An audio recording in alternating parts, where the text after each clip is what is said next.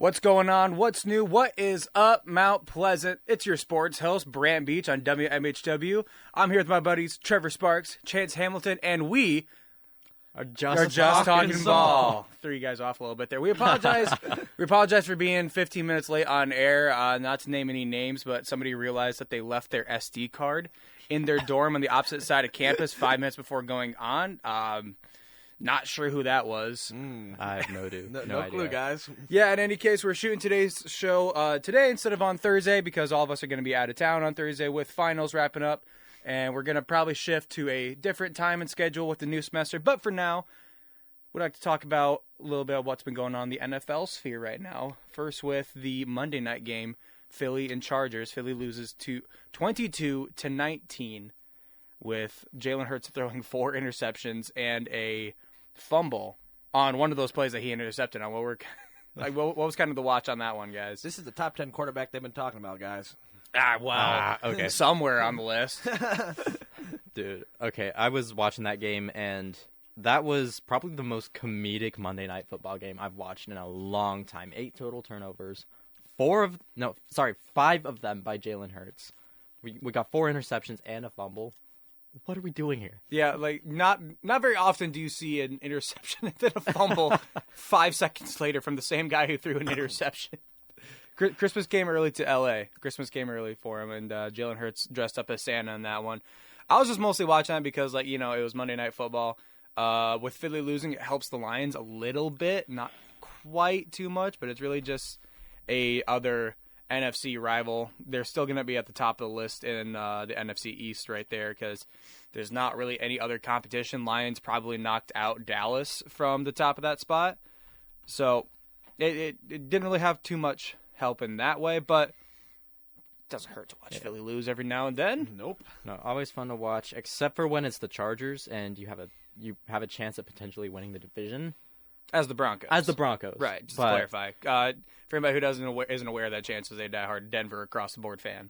We just include Broncos, we include Avalanche, we include Nuggets just to make him feel better about himself. we don't need to talk about the Rockies. It's okay.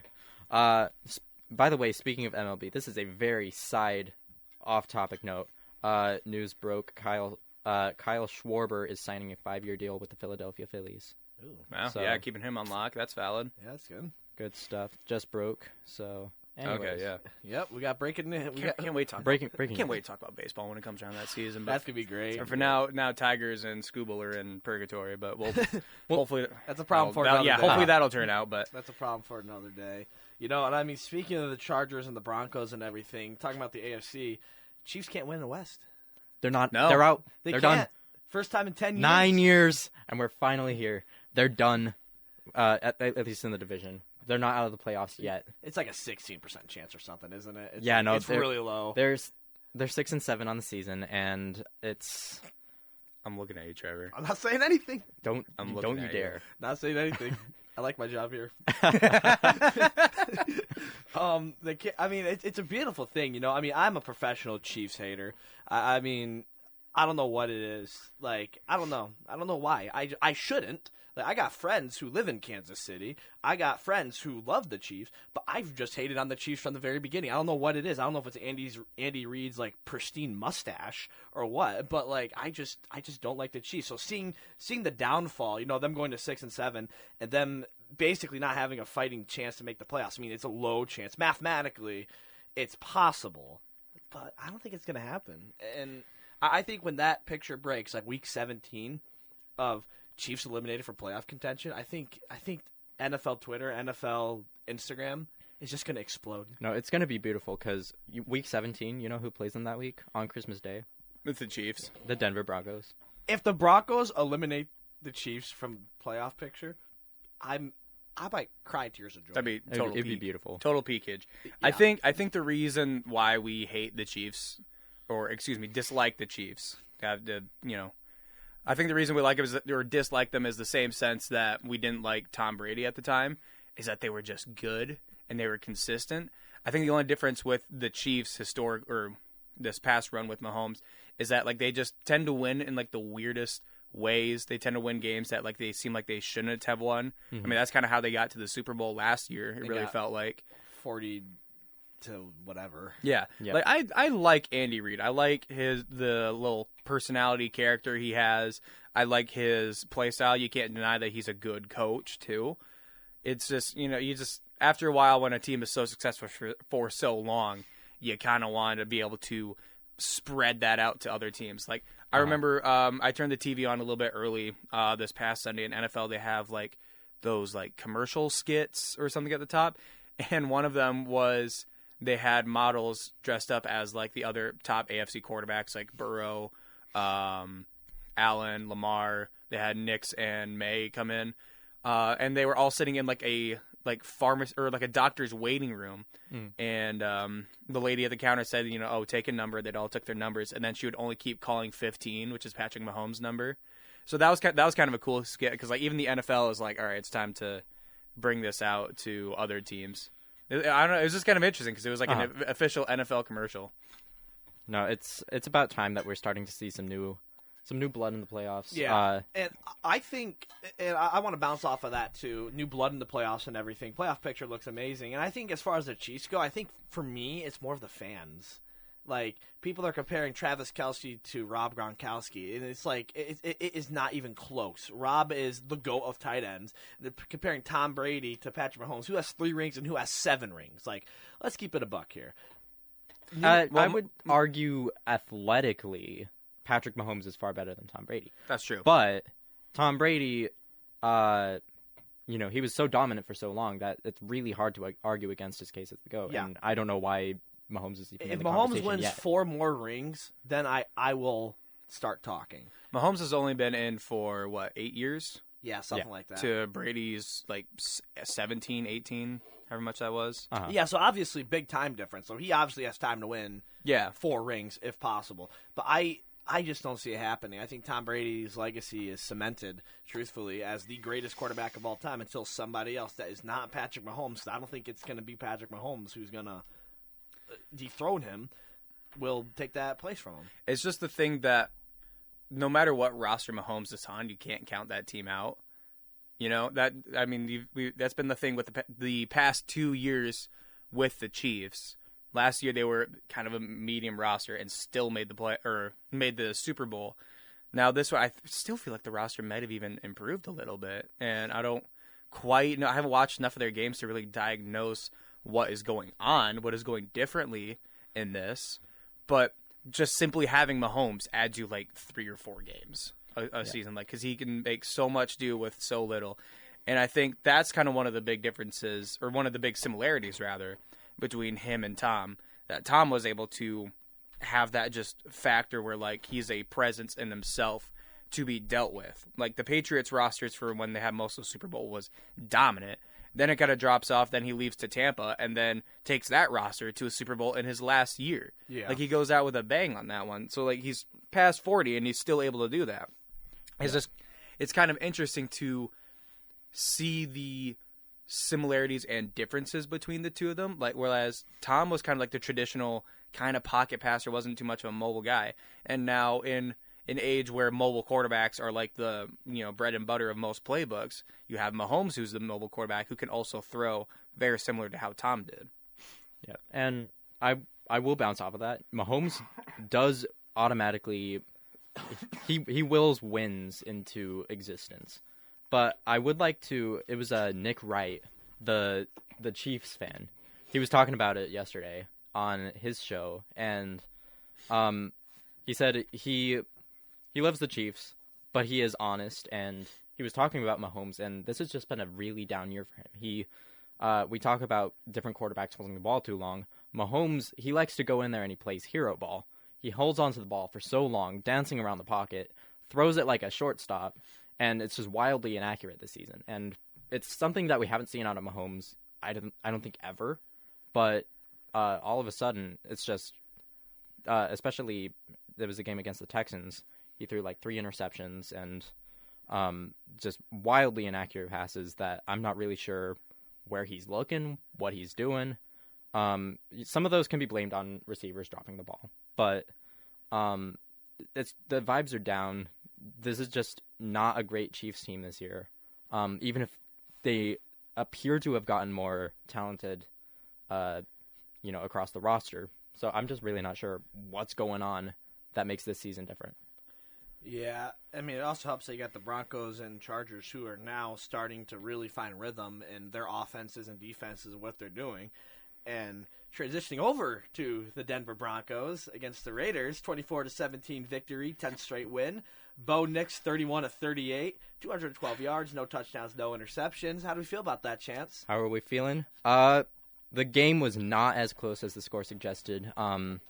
Many people might look at the box score and say, "Oh, the Raiders scored 10 points in the fourth quarter." Those were in the last 2 minutes. Who would do that? I have no clue. Who would do that? But no, I was not scared this game. For pretty much all of our games this season, I've had like heart attacks watching the game, multiple at that. And this is the first one since I think the Cowboys game where it was just like partway through the game and I'm just like, I'm not stressed. We've got this in the bag. We just play some football. Our first drive took like 9 minutes off the clock. It was slow, methodical, run the ball, easy underneath routes, end it with a touchdown. Just take all that time off the board. And then Raiders did score a touchdown. Brock Bowers got open because, of course, he did. We don't. Yep. We struggle with tight ends, but ultimately just a great game. I figured coming into it that it was going to be a win, but it's a nice little breather. We can collect ourselves after that roller coaster of a game against the Commanders, which, by the way, they got shut out by the Minnesota Vikings. That was 9. not what I expected. I think that was like his first or maybe second game where he was actually solid. Yeah. I just checked the box score on that one too. I wasn't able to watch it, but yeah. Yeah. But ultimately, I've been waiting for a game where we're not necessarily playing down to our competition. We were in control from the start, and that's exactly what I wanted to see. The weekly sack counter. We got, I think was it 4 sacks that game? I can't remember. So we're now at, I want to say 54, 55 on the season, meaning we need, if I do the math, like 17 more to tie. In 4 more games? In 4 more games. We got the Packers. That'd be tight. That'd definitely be a tight one. Yeah, Packers, Jaguars, Chiefs, Chargers to finish the year. And the Chargers, I think Herbert got sacked like 7 or 8 times last night. Really? It was a big game for the Eagles defense, but the Eagles couldn't capitalize on that. Not good enough. No, it was a huge game for Philly's defense last night, and we got them in Week 18. In theory, I'm going to knock on wood for this one. Hopefully we'll have the division locked up by then, and we won't even need to play starters unless we want that 1 seed, in which case I think we do see, we trot out the first team at home in the throwbacks.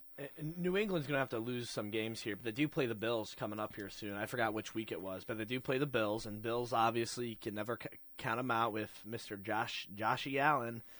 So, I mean, don't you guys have the tiebreaker, though? We do have the tiebreaker. We swept the Raiders this year. The Patriots lost to the Raiders in Week 1. Because of that, technically we have the tiebreaker should we both finish with the same record. Yeah, but some losses for New England would definitely help your guys' case. Who knew that Week 1's loss to the Raiders might be what costs the Patriots the number 1 seed? Hey, every game matters, man. Every single game matters. That's one thing with the league, man. Every single game matters. And another game that mattered in the NFC side was Lions-Cowboys. I know that was Thursday Night Football. But that's a pretty big game for the Lions, winning 44-30 against Dak Prescott, George Pickens, CeeDee Lamb. That's one thing I was concerned about. I know I kind of touched up on it last Thursday, was just how is our secondary going to hold up? And it held up decently well. Yeah, it held up decently well. It helped with CD having to leave the game early, too, in that sense. Yeah, but that was a scary injury at the time. But before he left the game, he had – I forgot which quarter he left. It was like second or third. Had to be second. It was relatively early. He had 6 receptions for 121 yards. So he was on pace for a nearly 200-yard game. Yeah. So, I mean, he was going crazy. And then as far as on the Lions side, our leading receiver was Jamison Williams, 96 yards, and Amon-Ra St. Brown, game-time decision, played 6 receptions, 92 yards. I said it on the show Thursday morning before that game. If he does play, it'd be limited. And how many receptions you said he had? 6. 6. Yeah, it was relatively limited considering his workload. My biggest worry is he was going to re-injure that ankle. And thank goodness he did not. Yeah. But yeah, came away with the win. I think if CD didn't leave that game, it'd be a much tighter game, if not a loss, probably. Because if he was on track for 200 yards, that could end up being another touchdown or two. That could totally change the game. So you hate to say you're. I won't even go into that. But yeah, like, is he like? What was the injury? I can't quite remember off the top of my head. It was a concussion. Really scary concussion. Yeah, that's what I figured because you saw him go down. I'm like, ooh, yeah. It was like Tua. It reminded me of Tua, where he went down and his hands immediately locked up. And it was just really terrifying to watch out there. Yeah, 100%. And another injury that could change the course of games and the season was at the end of the game. Brandt tore his Achilles. That is the pendulum swings. That is a massive. I mean, this is a very, very big loss. I mean, it's significant. He is a leader on defense. He is all over the field. I mean, you see him everywhere. And tore his Achilles out for the season. Kirby Joseph is practicing this week, so we might have a starting safety come back at least. But it's Legion of Whom is coming back. Yeah, is what I don't think it's ever really gone away. Yeah, I mean Terrion Arnold out for the season too. I mean DJ Reed had that game-sealing interception. DJ Reed's back, obviously, but it's just. It's hard. It's harder and harder to watch, and every week. And yeah, if I'm the Rams, who are a very pass-heavy team coming into this, seeing that 3 of their starting secondary guys are gone, I'm throwing the ball to Devontae Adams every time. I'm throwing the ball to Puka. They already do that. They don't have to change anything about what they're playing. So this coming game is going to be astronomically difficult. I mean, I think that everybody in the Lions organization recognizes it. There's no joking about it. This will be a tough game to walk out of. It's maybe a must-win. I don't really know if it is. I don't really think so. If the Rams lose, it means nothing to them. I saw something on Twitter, and of course this is Twitter. I saw something where, like, if we lose this game and win out, we still technically have a chance to make the playoffs. Right, that's what I'm saying, because we would sweep the Bears. If we get the wild card spot, that would go to from somebody with the NFC North. It would be us over them, with Green Bay taking the division. 100%. But we got to get there first. Yeah. I mean, obviously, still a lot of season left, and you guys know as well as I do, anything can happen. So I mean, I'm not holding my breath, but I am very excited to see what the Detroit Lions do, and obviously getting your other star players involved more. David Montgomery and Jamison Williams seem to be more involved lately. David Montgomery is actually the leading rusher, believe it or not, for the Lions against the Cowboys. Oh, for the Cowboys. Sorry, for the Lions. This game, David Montgomery was the leading rusher for the Lions, 6 carries, 60 yards, but he obviously had that 30-ish yard touchdown, obviously. But Jahmyr Gibbs, hat trick again, 3 touchdowns. I mean, he is a light on offense. He's a light on my life and a light on offense, truthfully. And speaking on the other back, Jahmyr Gibbs, something came over the feed the other day. Jahmyr Gibbs holds the NFL record for the highest career yards per carry average by a running back with 500 more rush attempts at 5.5 yards per carry. Jeez. That's insane. How about that? In NFL history. Yeah, we're witnessing. And people still try to argue Bijan Robinson should have been picked over him. No. Nope. No. I am so with you on that, Brandt. It is not even funny. Bijan is a great running back. Gibbs is better. 100%. Okay. Gibbs is objectively better. Timeout. Based on no. I agree that Gibbs is better in the NFL. But I'm still taking Bijan in the draft over Gibbs. And the reason being, in college, Bijan was electric. He had an impressive performance every single week. And, I mean, Gibbs was up there too, but there's a reason why Bijan was taken first. and why everyone was shocked when the Lions took a running back in the first round. Did it work out for the Lions? Heck yeah. Like, Gibbs is probably one of, if not the best running back in the league this year. Maybe just in general. But I wouldn't say I'm taking Gibbs over Bijan. Yeah, I guess if in you the frame NFL. it in the context of the draft at the time, 100% that makes sense. Hindsight, though. Hindsight's 2020. And yeah, if you're a GM drafting, you're never gonna know how these guys are panning out in the league. Draft is basically shooting fish in a barrel most of the time. So in that sense, yeah. But I mean, even after year 2, when these guys are in the league, people are still saying Bijan's better. I'm like, no. Gibbs is the 1-1 in fantasy next year. 100%. There's no way. It was like how Saquon was the 1-1 this one. It was how CMC was the year before. Still regret that pick, by the way. I picked Saquon at 1-1 fantasy, and my dad's going to beat me in the playoffs. Pretty depressing, but yeah, we live, you learn. That's the crappy thing, too, is that like the running back that pops off the most that's then drafted number 1 overall doesn't pan out. CMC was hurt after his explosive year. Saquon's been down, and hoping Jameer doesn't regress next year, because that'd be, that'd just make things worse for the Lions right now. But we'll see. Yeah. But I mean, Lions offense looking good again. 44 points, obviously. Then both Rams and Lions offenses are elite, And so I think both starting receivers for the Rams, Devontae Adams and obviously Puka Nacua, I mean, they'll combine for probably 250 plus.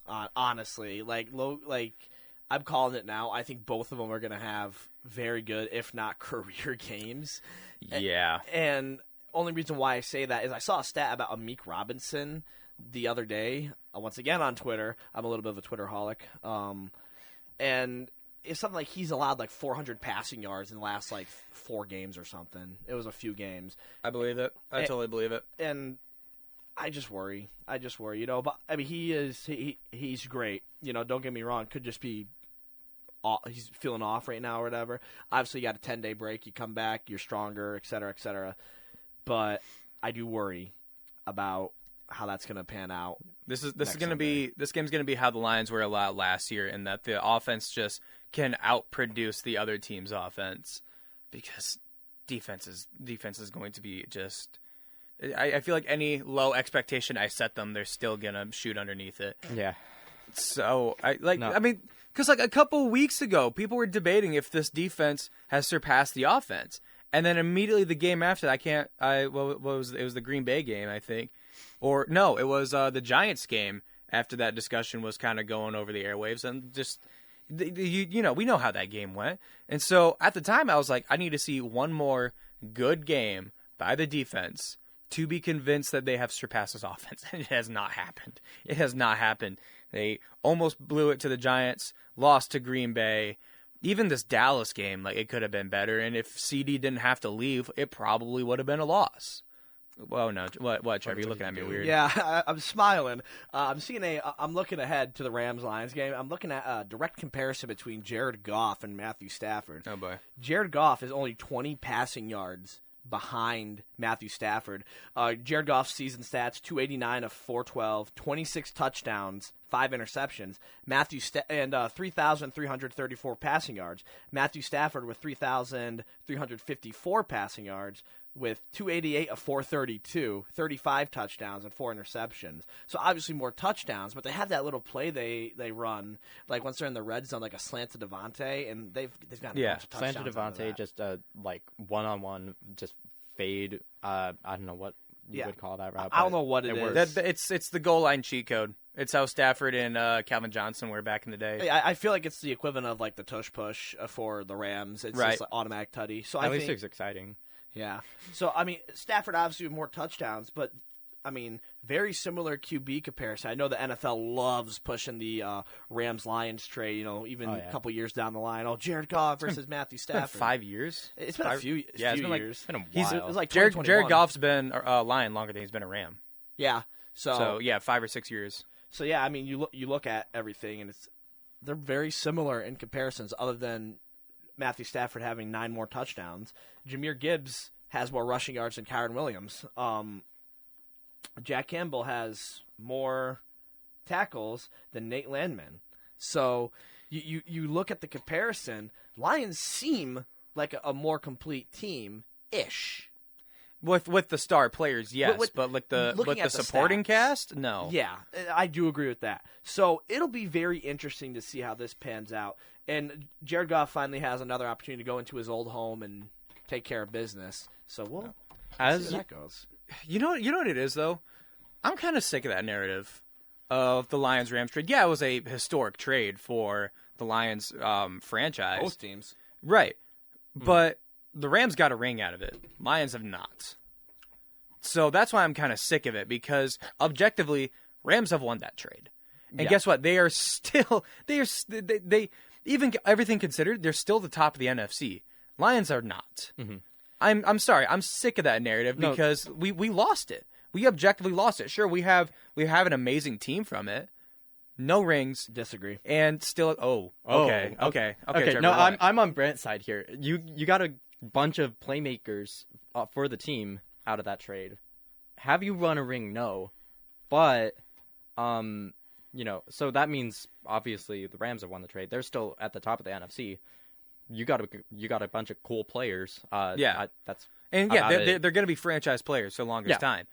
But you don't have any production. You don't have anything to show for it after 5 years. Yeah. So, yeah, that is all true. However, what was the Lions' record in the years and years and years and years before that? Didn't win a playoff game for 32 years and revitalized the franchise. Went all the way to the NFC Championship. Obviously, we know what happened on January 28th, 2024. Worst day of my life, truthfully. But I think both teams won the trade to some capacity. Now, the Rams obviously got the ring out of it, but the Lions have a revitalized franchise. Looking at the revisited trade, Lions got in the trade Jared Goff, Jahmyr Gibbs, Sam Laporta, Ifantu Melifonwu. Who's not on the roster anymore. Not on the roster anymore. Jamison Williams, Josh Pascal, and Broderick Martin, I think he's there, but he's probably gone. Yeah. But if that, he's a non-contributor. You remove those two misses, and you see Jahmyr Gibbs all the time. You see Sam Laporta all the time. You see Jamison Williams all the time. You get these amazing playmakers, explosive offense, the most explosive offense in the league last year. I think both teams won the trade to some capacity. Obviously, the Rams had the ring out of it, so I think so far, yeah. But revisiting this, maybe 2 or 3 years down the line, it might be a different conversation. I think if the Lions win a ring this year, next year, year after, Lions will win the trade a million times. I agree with you there. I'm not saying that the Lions didn't win something out of this, but I'm saying in the head-to-head between them and the Rams have won it. They've gotten the ring. Now they're having sustained success after the trade. The Lions, sure, they have objectively improved from their franchise's past, but still, now you still have those playmakers. You still have those guys who will most likely be franchise players, which I am grateful for. I will take that. But you're on the outside looking in now, and you got close off of a fluke on that NFC Championship game. It was a great team, but I think we did meet our match with that 49ers team. And then even if we didn't make the Super Bowl, we were not going to beat the Chiefs that year. And then the year after that, last year, that should have been that. We're all in agreement that should have been the Super Bowl year. And then some mess of things happened with the divisional game, whatever. And then now it's been downhill since then. So yeah, the Lions, they have a good team. They just haven't been able to put it together yet. And so that's why I think they lose this, because Rams got it done the year directly after. And Stafford's still playing at the top of his game at Unk status, man. He is Unk, I will say that. But Jared Goff is at the top of his game right now, too. That's true. That's true. I won't deny you there. Like, that head-to-head comparison, they are relatively similar. Just the NFL likes to push the narrative that old man Stafford is still getting it done like he was when he was in his 20s. They're not wrong. I agree with the league there. No, 100%. This is the closest he's come to an MVP in I don't even know how long. He's never won an MVP. We talked about this a couple weeks ago. The Lions really messed up his career, 100%. And that is something taking accountability for, obviously, all those years losing in Detroit, and then Calvin Johnson, and it's so depressing. But now because of this trade, you're a franchise with potential and hope. And so that's why I think, in a retrospect perspective, both teams won the trade to some capacity. Rams probably a little more, but I don't think the Lions lost the trade, if you guys kind of catch what I'm saying. Like, it's not like a win versus loss thing. I think it's more of who benefited more. And honestly, I think the Lions in the long run will. I think in the long run, Lions will. It's just, like I said, the thing I have with that argument is that, like, you say you have all the franchise players in place for the next 8 or 10 years, but even then, like, on the other hand, with LA, Rams are still having the sustained success that they have even without those draft picks at the time. But I think we got that enough. I mean, gosh, we're a half hour into the show and we haven't gotten into the big thing we wanted to talk about, which is the college football playoff bracket is officially set after the big conference games. I wanted to focus a bit more on the Big Ten championship game. I didn't watch much of the SEC one because we were coming back from Detroit that night.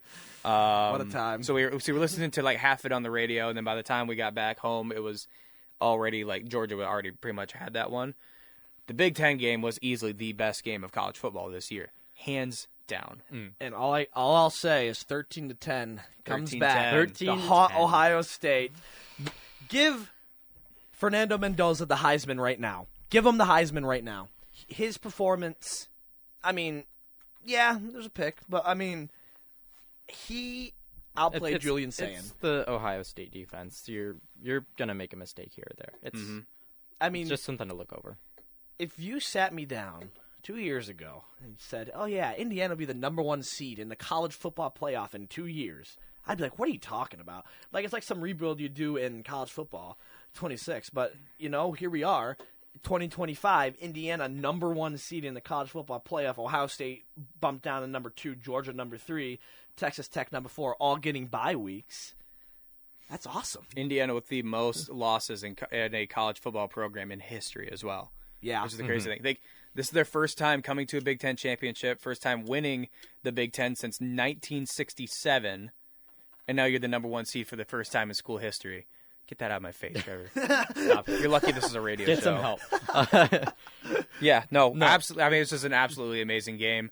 Mendoza's the guy. Cignetti is the guy. Yeah, Kurt Cignetti, he turned that program around like that. And 2 years. They're already right in it. Yeah. I mean, I'm an Indiana believer.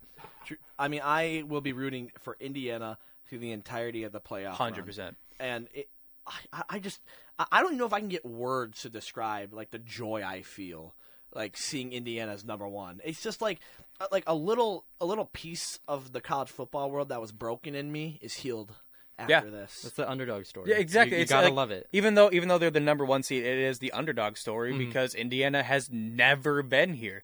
You have Kurt Cignetti coming from James Madison and then immediately revitalize an entire program in 2 years. And what did he say in the postgame conference? Like, I have 3 weeks to get these guys humble and hungry. That's huge. That's big. I love it. Like, obviously soak in the moment to that tonight, but you have 3 weeks. Going 3 weeks without a game can be painful. You can see that in any team. So to be able to lock in and focus, and now you know who you probably have. You could face Bama. You could face Oklahoma.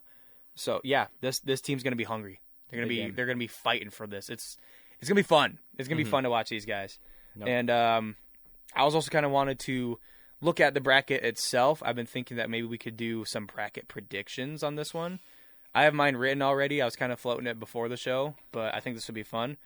So to kind of visualize the bracket right here, we have the 9th seed Alabama playing 8th seed Oklahoma, 12th seed James Madison playing 5th seed Oregon, 10th seed Miami playing 7th seed Texas A&M, 11th seed Tulane, and is that 6th seed Ole Miss for that first round out there.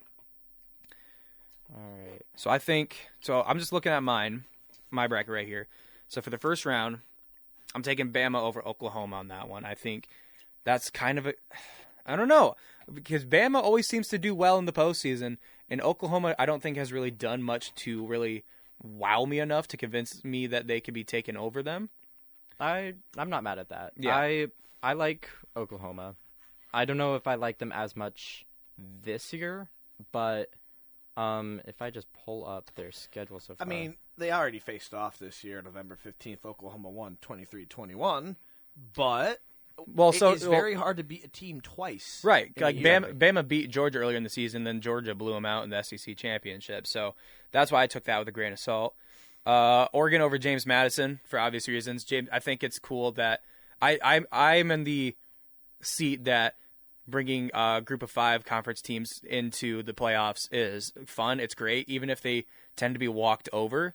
People say it's like, oh, they shouldn't be in there. It's like, it's the Cinderella story factor, and occasionally you get something like the March Madness bracket where something cool happens.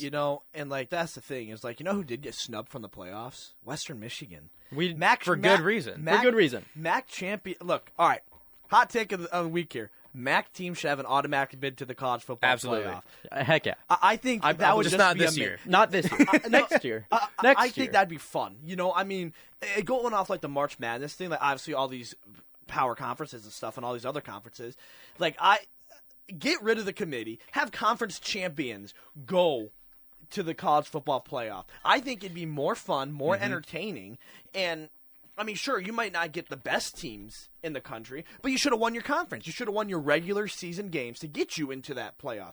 And there's a lot of controversy this week about the college football playoff, leaving Notre Dame out of the playoff picture, or out of the playoffs completely, and get rid of the committee, get to like some mathematical thing, and get conference champions into the college football playoff. Make it fun, man. 100% agree. To that point, if you're only putting the conference champions in, like, are you suggesting that only the conference champions play each other? Or I mean, to an extent, yeah. I mean, if we keep the 12, I mean, I don't know how many FBS conferences there are off the top of my head. There's a few. 10? 10? Are there 10? Plus, like, I the couldn't tell you. independents? I don't know why you're looking at me. I don't know. I mean, I just feel like it'd be more fun. I mean, obviously, I'm just an 18-year-old freshman student who loves football, and like I crave MACtion. Like top 25 matchups. Yeah, they're cool and all. Give me some MACtion. Give me a Tuesday night Central Michigan versus Kent State game, and I'm eating popcorn and I'm enjoying that more than I'm enjoying Indiana versus Ohio State. Man, I love MACtion, and I think we need to get these little smaller conferences bids into the playoff for the love of the game, man. I would say I would like that if they expanded the playoff a little bit more. Make it Yeah, it would have to be. It would have to make be. it like a 16-team bracket rather than a 12-team. Yeah, I don't know about maybe not 16. We'd have to mess around with it, but this is just for the love of the game, just talking here. But if it's just conference champions, then just realistically, it's going to be the same Big Ten SEC team. It's every always year. going to be the Big That's Ten the SEC. problem. That is the problem. I will agree with. It's always going to be the Blue Bloods. Yeah, and that's the problem I will agree with. In a perfect world, give me that bracket. Obviously, we got the committee and everything, and. Love the controversy. What's a good college football playoff bracket without controversy? Obviously, 2023 when Michigan won the Natty, they left Florida State undefeated out. Obviously, Jordan Travis broke his leg, and their season kind of tanked from there. And then Georgia put up 60 on them in whatever bowl that was. So, I mean, I think and then this is what I was talking before the show about Notre Dame. I'm just gonna keep yapping here. Go for it. It's a radio we're show. just What else are talking we here about for? Notre Dame is soft. Obviously, I grew up a Michigan fan. My football and sports affiliation now Central Michigan. But obviously, I got that little bad blood for Notre Dame and Ohio State. Notre Dame, soft.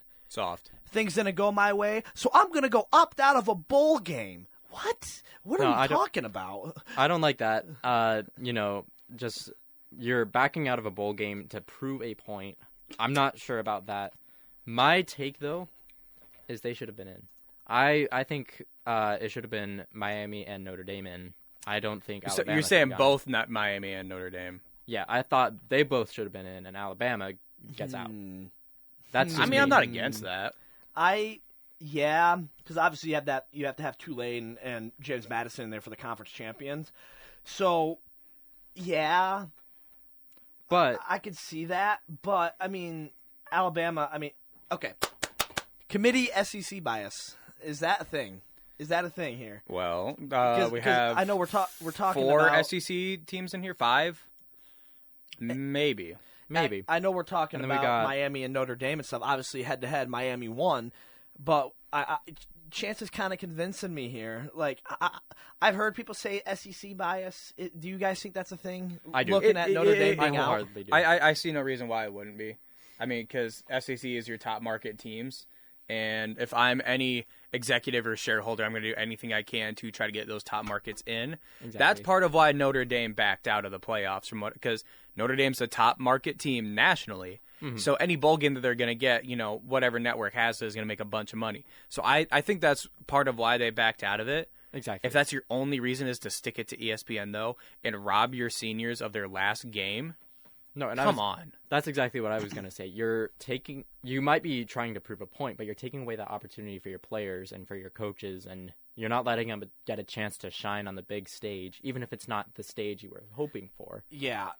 That's the tough part, is because obviously it's all about money, and It's just the worst thing about college football right now. In like the past 5 or so years, probably plus more than that, with all the college football stuff. Like, I like the college football playoff bracket. I really like it's a great idea. Mm-hmm. But the conference realignments, the marketing deals, the NIL, it's all about money, and that is going to be horrendous. Mark my words, we're going to get 5 years down the line. Landscape of college football is going to be even more changed. I mean, you have teams opting out of bowls left and right because bowl season doesn't matter anymore. No, it doesn't. Because if you're not in the playoffs and you're not, getting all this NIL stuff, I mean. Okay, well, we're just going to opt out of a bowl game because we are number 13 and we got left out of the playoffs. So we're going to opt out, and that's just that. Bowl season is becoming kind of a non-factor now for these teams. And I think that's stupid. I think classic bowl season is amazing. And it's a celebration of college football. That's what bowl season is. It's the love of the game. Exactly. And right now, it's the love of money. I'm starting to feel. No, it is. And it 100% is. It's really depressing to see. And the same thing with like all the coaching carousel before the postseason even starts. First off, move the time frame to be able to move players and coaches around after the postseason. Exactly. That would fix that immediately. I mean, obviously, Lane Kiffin immediately leaving. Oh yeah, Ole Miss. Yeah, all of us are aware of Lane Kiffin. Just absolute drama that was. Like, that was crazy. I don't blame him for leaving. I blame him for dragging it out for so long and basically telling his players, "Peace, good luck." Exactly, especially going into the playoffs. They're going into the playoffs. Yeah, he's obviously he's making that opportunity for himself. Like he's going to bigger and better things, and I respect that for him. I wouldn't just leave your kids just hanging to dry. They're going into the playoffs with no direction. They got, I don't even know who's coaching them, for the interim, and so DC or something. Right. It's just really frustrating stuff, and to comment on like the, whole bowl game situation, all these Power 4 teams that get to go to the playoffs, they have something to play for, and then there's like the 1 or 2 group of 5 teams that come in and they get 20-point they get underdogs. a chance, but yeah, bowl games. At least for a group of 5 teams, I would venture to say that is their playoff. They're playing for something, and they get the nod to go to a bowl game. Obviously, maybe they didn't get to win go to their conference championship.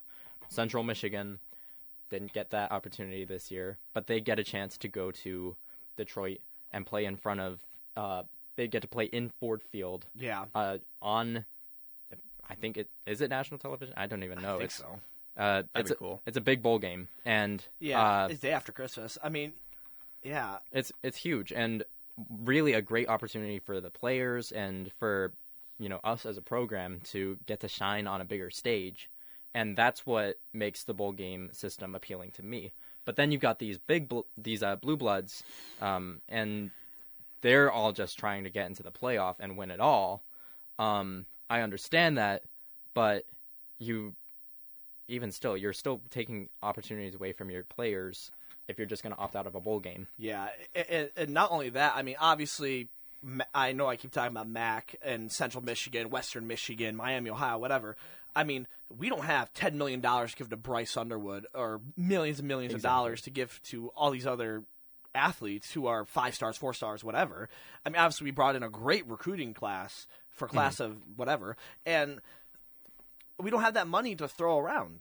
But these like we got 60 other FBS schools that can, and the money aspect of college football is going to start making it, instead of like college, more like a lower NFL league, like a G League NFL. I mean, people have been talking about it for the longest time. This is basically a paraprofessional league. Yeah, 100%. And it's going to be very interesting to revisit this topic next year and the year after, because it just gets more and more controversial every day. And God bless controversy, but I just not messing with the whole money and greed thing from not only the broadcast networks, but the schools, the athletes, all that stuff. So we're in the wild west of this era of college football. I feel like give it 5 or 10 years and maybe it'll rein in, but people are going to follow the money. Something's going to break, whether it's this system, whether it's, what Lane Kifkin's probably going to do with $25 million a year out of LSU. It's going to be with the players. I think it's going to be with the fans. Because with all these big conference mergers, with all these teams opting out of bowl games or games that quote-unquote don't matter, you're essentially destroying what was the foundation of college football for its entire existence up until 10 years ago. It was the tradition. It was showing up for the games because you love to just watch the game, the rivalries, the matchups. The thing that comes to mind is when the West Coast teams came over to the Big Ten. Washington versus Michigan does not hit the same that Michigan and Ohio State does. Exactly. It's ridiculous to me, because why should I care about that game when it's all the way on the opposite side of the coast for a team that I didn't even really know or care about until they came into the merger, or when they had that national championship run a couple years back. It's for me. It's all about the love of your school. Exactly. You're rooting for your school, and then your rivals are, those regional. They're right down the road. They're, a state away. It's, it's almost like it's just part of your identity. And for, like you're saying, these mergers to come in. I'm an Oregon fan, and I love the opportunity to get to play in the Big Ten. But it was the Pac-12. That was where it was at. To play our regional teams, Washington, USC, they're Big Ten teams now too. And it even makes you think Cal in the Atlantic Coast Conference, which, I mean, what's even going on? It's ridiculous. It's the money. No, it's ridiculous. It's the money with it. And at this point, we're drifting towards a super conference. Exactly. Where all the teams that actually matter are in one conference, and every national champion is going to come out of this conference, and everybody's left out because they don't make enough money for daddy. That's how it's going to work. Exactly. And that infuriates me, because that is not the way that it should be. It absolutely should not be. Yeah, we'll have 135 FBS conference, and Notre Dame will still be an independent conference. 100%. Oh man, yeah. I mean, everyone's gonna join one conference, and then Notre Dame's gonna be like, we're still just gonna schedule our own, I don't know. It's something. I mean, yeah. I think honestly the whole committee thing. I mean, obviously the money thing, but I think the committee leaving Notre Dame out of the playoffs was kind of like, hey, join a conference. But that's what I'm saying. They're pushing them towards the super conference model. Yeah, and that's what it is. That's exactly it, and that's where I was going with that. Hey, join a conference, so then we can have more money. And so even though it's soft for Notre Dame to opt out of a bowl game and not let the seniors have one more chance to prove themselves for the NFL, I see where they're coming from in the regards of greed. And so I'm kind of glad that they're holding strong, even though I still got that Notre Dame animosity. But, it's kind of nice at least they're holding strong. It's soft for the seniors and stuff, but they're standing up against this greed. And so in that regard, good for them, question mark? Yeah. Uh-huh. It's a rough situation. It's a rough situation because you can see where they're coming from, but it's also like, ew, why? You could have done it a little bit better. Yeah. 100%.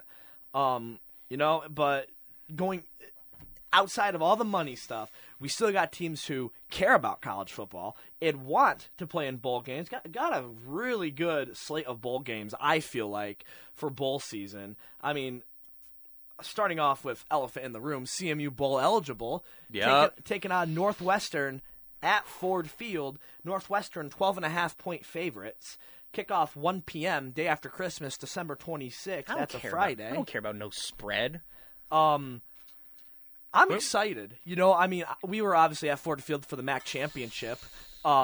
At great venue. Beautiful. Some of the fans were chill. Some of them. Yeah, well, some Western fans were somebody in the room bought tickets on western side of the field. Oh, Okay, who did that? I bought the tickets before the matchup was revealed, and so they, of course, put Western on the sideline that we were going to after the fact, and so I didn't even know they were going to be on that sideline until too late. Which, like, we could have left. I mean, that place is not packed at all. We could have left that spot, but no. If anybody's following our socials, they could see that the three of us, we went to the MAC championship game fully decked out in Central gear. We were fired up. I kind of love that we sat down in the middle of the Western section. Oh, yeah. And, everyone just, giving us the side eye. Most of the people were cool. I'll give them that. Except for the grown man. Yeah, except the there was grown man like five rows up to our right that was just heckling us, like made it his personal vendetta. I'm like, where's your sign? Yeah, exactly. I'm like, buddy, I got nothing to win or lose here. I just came here to watch some football. We're here for the love of the game. Yeah. I mean, this is a interesting, such an interesting feeling, like being booed out of Ford Field. That was a blast. I'm not sure what you were talking about. I wish I was filming. I had my phone in my hand. I don't know why I wasn't filming. That was such an amazing feeling. Like I don't know what it was. It just it feels like a power. It was just so ridiculous to me.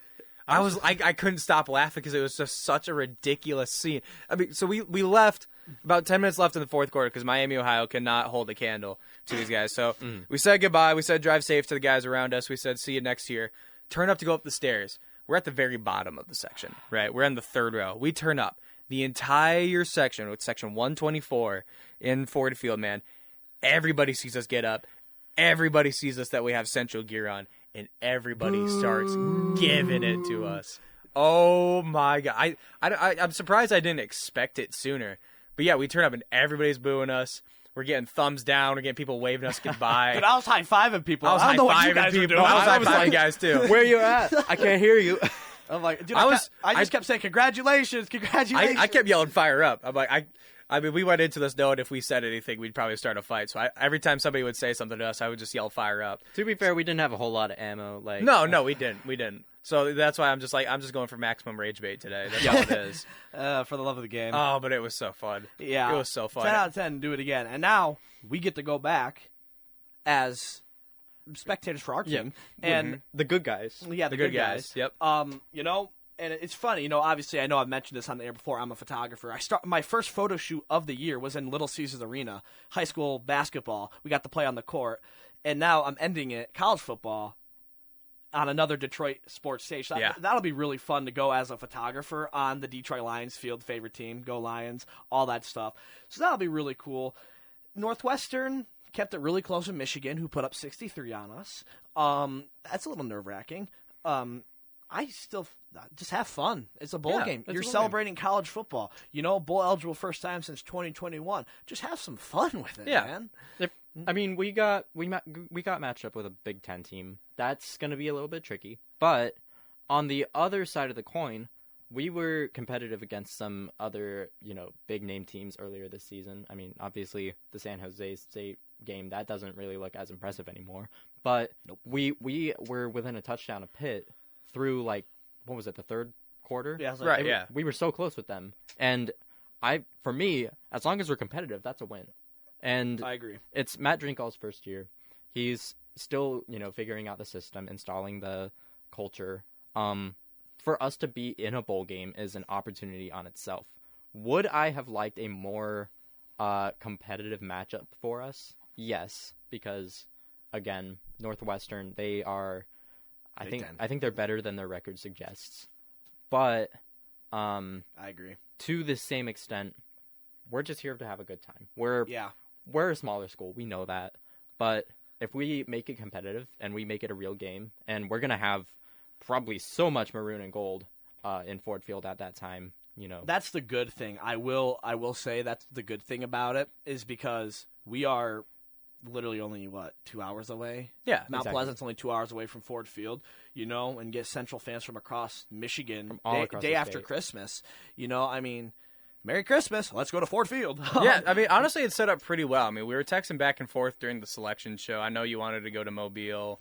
I know just you wanted to fly, man. Yeah, you just wanted to fly. So, and in that sense, yeah, that kind of sucks that we can't go anywhere new. But having, your first bowl game in a couple years with a new head coaching system, be relatively close to home, you're going to have a decent home population with you. I mean, even for Northwestern, it's not a bad drive from the Chicago area. Mm-hmm. So I think it'll be interesting. I think it'll be decently sized in there to get a lot of students, get a lot of alums. I'm trying to convince my family to go out there. I might take some buddies from home. So yeah, It'll be a blast. It'll be a fun one. It'll be a fun one.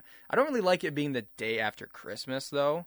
Yeah, But that's the only There might be downside. some travel plans already for That's what people. I'm saying. And that's one of the things is my roommate Kevin. We all know Kevin. Love Kevin. Kevin. Shout out to Kevin. No, but he has to come back down here on December 23rd for marching band and stuff. So, that it kind of sucks for us and people who have Christmas plans because those are going to have to be pushed around. But, still, though, celebrating college football, Ford Field, all that stuff. And looking around the MAC conference, Ohio's going to the Frisco Bowl, playing UNLV, Frisco, Texas, Ford Center, Boca Raton Bowl, Toledo versus Louisville. That'll be interesting. That'll be a fun game. That actually might be a pretty competitive one. Yeah. And then Western is going to Myrtle Beach. And what are they playing again? Was it It's Kennesaw State. Kennesaw State? That's what it was. It's- Absolute layup. Kennesaw State, well, they won the Sun Belt. And but- this is the year after they went Kennesaw 2-10. State. And they went 2-10 last year. And then they won their conference this year. And if we just look at that game, just a quick preview, Western is favored. And they are projected to probably win that game. But, no, I guess it is kind of frustrating as a Central fan to think, oh, Western got this absolute layup, and then we got a Big Ten team, which is kind of cool. We got Ford Field. They have to go all the way to wherever Myrtle Beach is. South Carolina? South Carolina? My phone filled up on storage. Oh, no. We record video alongside these podcasts, and my phone, while recording, just filled up on storage. Whoops. My cloud problem. Guess there that part goes. Yeah, I'm excited to chill out and watch some college football. I'll probably be deep in the trenches of Walmart during this time, but put a headphone in, listen to some college football. Absolutely. Enjoy it. It does not get much better than late NFL season and college football bowl season. My dad and I would do bowl not brackets, but predictions every year. I can't say that over the air. Sorry. Anyway, moving swiftly on from things. Yeah, you guys have bowl projections. Projections. We play a little game. UConn versus Army, Fenway Bowl, then Pinstripe Bowl. The preseason number 2 versus number 4. Dude, the preseason natty. That'll be fun. Oh, yeah. Preseason natty. Yankee Stadium. How about that? Saturday, December 27th. That'll be fun. We got both the new FBS teams in the playing in bowls this year. We got Delaware taking on Louisiana and Missouri State taking on Arkansas State in the Xbox Bowl, which is replacing the Bahamas Bowl. Yes. Which that sucks to see, but Xbox. what can you do? What other good games we got? We got the kind of an elephant in the Michigan and Texas, a rematch. Address me. Yeah. That'll be interesting. Low key. Once again, hard to beat a team 2 times in a season. We're seeing a lot of rematches in the postseason, so I kind of like that, honestly. And then Iowa Vandy. I'm not even kidding. They're a really good game. Give me Vandy. Iowa actually kind of had an offense this year, which is shocking. But Vanderbilt, they've got a Heisman candidate on their roster. Yes, Heisman candidates are out. That's interesting. Julian Sayin, Fernando Mendoza, Diego Pavia, and Jeremiah Love. Give me Heisman Mendoza. I believe it. I think it's going to Mendoza. I would like to see it go to a guy like Jeremiah Love, not a quarterback. But we got to keep it a buck. Yeah, always of the opinion that, I like to see some of these big awards, the NFL MVP or the Heisman, go to someone that's not a quarterback. Yeah. Because just for the fun of it, like, I don't know how long it's been since we've seen someone that's not a quarterback win the NFL MVP. Yeah. And now, Seriously. I mean, obviously last year, the Heisman conversation was between Travis Hunter and Ashton Genty. Should have been Genty. Should have been Genty. Should have been Genty. Should have been Genty. Glad we all agree there. It's just fun stuff, and I think Mendoza deserves it after this year. Obviously leading the program to the number 1 seed after, the most losing team in college football. Is that what the conversation was? And so, Yep. he deserves it. It would be fun to see Jeremiah Love win it, but I think Mendoza's got it in the bag. Yeah. 100%. Sayan's got time to win one, I would say. And then Pavia, I can't pronounce his name for the life. Diego Pavia. How long's he been in college football? It's been a minute, and so I think this is his last year of eligibility. It's got to be. It's got to be close. And so he might be headed to the NFL after this season. So yeah, if a team is quarterback needy enough, which by the way, Mendoza, are you a Jet? Are you a Raider? What's gonna don't do that to his career. Don't do that to his career, man. I don't know, but we'll see. NFL draft is long way away. Long ways away. We got to worry about our wonderful, wonderful bowl season here. Absolutely. And then there's also, we got the Army-Navy game coming up. Yeah, I'm excited for that. All right. Oh. Which one are you guys? This will generally ruin our friendship if you pick the wrong one. Go Navy. Go Navy. I just watch it. I mean, I don't really have an You affiliation. can't just watch it. I don't have an affiliation. You can't just watch it, I don't have Trevor. an affiliation. Pick one. Pick one right now. Pick one right now. Navy. There. Thank you. Good. Yeah. Go Navy, beat Army. Go Navy. Never give up the ship. Ever. Never. Thank you. No, Oh my cousin's in the Navy, and so I gotta just my dad automatically. Yeah, no, absolutely not. That is, if any game I look forward to every year, it's that one, and it's coming up this Saturday, and I'm so glad I'm gonna be able to be home to be able to watch it too. Absolutely. I just love college football, man. I just love it. I love rivals. I love football. I love college. Love it all. And of course, we just love talking ball. Talking ball. Love talking ball. That's actually a great spot to finish it. We went a little bit over an hour, but that's fine. We had a lot of good things to talk about. I think we could have went on for even longer. I tried to get in that the playoff picture thing, but that's fine. Kind of gotta get out of here. I'm getting hungry. You guys hear about that new Absolutely. Minecraft update? Minecraft update? Are we just We're talking not Minecraft just right talking now? Minecraft. Just We're not talking doing that. Minecraft? Whatever. We talked about that before the show, but thank you for tuning in. This was Just Talking Ball. Again, my name is Brandt Beach, the sports host here at WHW. My buddies Trevor Sparks and Chance Hamilton. We're on the radio with you today. Find us on Instagram and YouTube. Our Instagram handle, just @_talking without the G _ball. Find us here. Find the full-length episodes on our YouTube. Find some clips on Instagram. And come check us out. So, thanks for tuning in, and we'll catch you after break.